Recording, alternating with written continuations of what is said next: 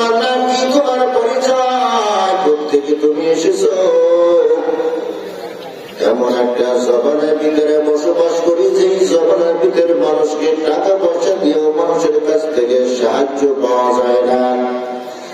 আর তুমি এত বড় একটা গাঁথুনি বহন করো না, তুমি বিনিময় নিতে চাও না কি, তোমার পরিচয় থেকে তুমি এসেছো জানতে চাই। আমার নবী চোখের পানি ছিঁড়ে দিয়া বলে, ও মা,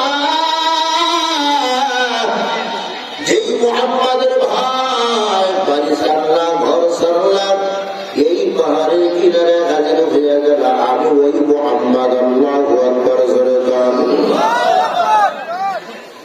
বৃদ্ধা মহিলা বাবার চেঞ্জ হয়ে গেছে, মাথাটা নত করে দিয়েছে, নবীজিকে জড়ায় ধরিয়া বলে, এই রে মুহাম্মদ, তুমি যদি সেই আব্দুল্লাহর বেটা মুহাম্মদ হও, যার আখলাক, যার চরিত্র এত ভালো, যে এত বিনয়ী মানুষ, ওই মানুষ তো কখনো মানব জন্ম দিতে পারে না, ওই মানুষ তো কখনো স্বামী আর